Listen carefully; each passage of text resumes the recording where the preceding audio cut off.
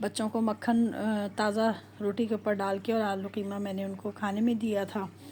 और बेटा तो बहुत खुश हुआ था, बहुत ज़्यादा। मेरे बेटे जो है ना वो मक्खन देख के तो माशाल्लाह बहुत बहुत हैप्पी हो गए थे कि चलें, बहुत अच्छा लगा। तो तकरीबन हम लोग बाज़ार का मक्खन ले तो आते हैं, लेकिन उसमें वो बात नहीं होती है मक्खन में ना, और वो कॉस्टली भी बहुत पड़ता है कि आप ना उसको हर महीने ग्रॉसरी में तो ले भी नहीं सकते, इतना कॉस्टली। और ले भी लें तो वो 2 दिन में ही ख़त्म हो जाता है। होममेड की तो खैर बात ही अलग है कि आप होममेड अब बनाएं तो उसका तो ना टेस्ट भी बहुत अच्छा होता है, और पता होता है जी कितना साफ़ सुथरा बना हुआ है जो सारा कुछ। बस जी खाना वाना खा लिया था हम लोगों ने। खाना खाने के बाद जो है थोड़ी देर ज़ोहर की जुम्मा पढ़ा, नमाज़ पढ़ी। नमाज़ पढ़ने के बाद जो है मैंने अपना थोड़ा देर रेस्ट किया। रेस्ट करने के बाद जो है ज़ाहिर सी बात है हम लोगों के जुम्मे जो हैं ऐसे ही गुज़रते हैं।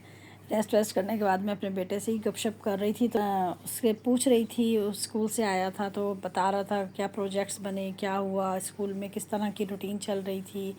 तो इसको भी मैंने छोटे वाले बेटे को भी ना स्कूल में अभी एडमिशन दोबारा करवाया है, क्योंकि ये तो 1 डेढ़ साल से स्कूल जा ही नहीं पा रहा था मेरा बेटा, तो मेरी हेल्थ की वजह से।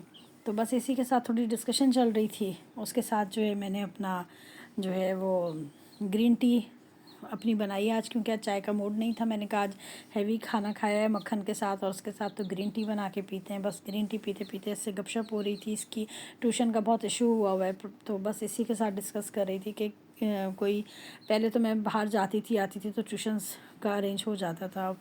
तो बस फिर ये फ्रूट पड़ा हुआ था, मैंने कहा चलें जी फ्रूट चाट बनाते हैं थोड़ी सी, और है ना बच्चों को खिलाते हैं।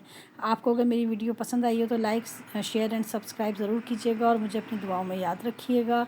आपका बहुत बहुत शुक्रिया कि आपने मेरी वीडियो देखने के लिए टाइम निकाला। अल्लाह हाफ़िज़।